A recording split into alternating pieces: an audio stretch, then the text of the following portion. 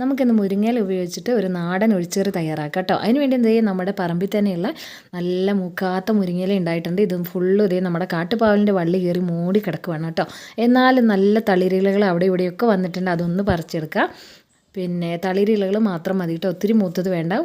മൂത്തത് എടുത്തിട്ടുണ്ടെങ്കിൽ അതിനൊരു കയ്പ്പ് രസം ഉണ്ടാവും കേട്ടോ.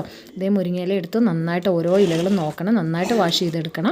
അതിന് ശേഷം കൈ വെച്ച് മാത്രം ഇതൊന്ന് ചെറുതായിട്ടൊന്ന് ഉരുരി എടുക്കുക കേട്ടോ. വലിയ തണ്ടുകളൊന്നും തന്നെ വേണ്ട. പിന്നെ മുരിങ്ങയില കത്തി ഉപയോഗിച്ച് ഒരിക്കലും അരിയരുത്, കയ്പ്പ് രസം ഉണ്ടാവും കറിക്ക് കേട്ടോ. ആ പോയിൻ്റ് ഒന്ന് ശ്രദ്ധിക്കുക. ഇനി അതിലേക്ക് തേങ്ങ വേണം, ചെറിയ ഉള്ളി വേണം, ചെറിയ ജീരകം, മഞ്ഞൾപ്പൊടിയും വേണം. നന്നായിട്ടൊന്ന് അരച്ചെടുത്ത് കൊണ്ടുവരിക.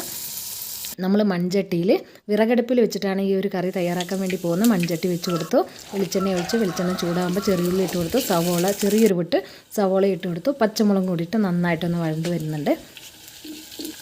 പച്ചമുളക് കൂടി ചേർത്ത് കൊടുത്ത് പച്ചമുളക് നന്നായിട്ടൊന്ന് വഴണ്ട് വരുമ്പോൾ ഇതേ നമ്മുടെ ഊരി വെച്ചിരിക്കുന്ന മുരിങ്ങയിലയും കൂടി ഒന്നിട്ട് കൊടുത്തിട്ടോ. ഇതിലേക്ക് വെള്ളമൊന്നും ചേർത്ത് കൊടുക്കരുത്. ചെറിയ തീയിൽ തന്നെ ഒന്ന് കുറച്ച് നേരം ഇരിക്കുമ്പോഴത്തേക്കും നന്നായിട്ട് ഇത് വാടിക്കിട്ടും. എന്നാൽ ഒരുപാട് മുരിങ്ങയില അങ്ങ് മൂപ്പിച്ചെടുക്കുകയും ചെയ്യരുത് കേട്ടോ. മുരിങ്ങയില ഇതേ നോക്കിയാൽ ആ തീയിൽ ഇരുന്നിട്ട് നന്നായിട്ട് വെളിച്ചെണ്ണയിൽ നന്നായി ഫ്രൈ ആയി വന്നിട്ടുണ്ട്.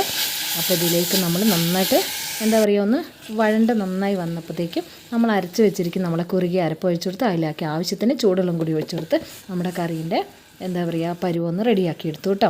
നല്ല അടിപൊളി ടേസ്റ്റാണ്, എന്താ ഒന്നും പറയാനില്ല കേട്ടോ. ഇത് അരപ്പ് ചേർത്ത് കൊടുത്തതിന് ശേഷം ഇത് ഒരുപാട് തിളപ്പിച്ചെടുക്കുക. ചെറുതായിട്ട് തിള വരുമ്പോൾ തന്നെ ഓഫാക്കണം കേട്ടോ.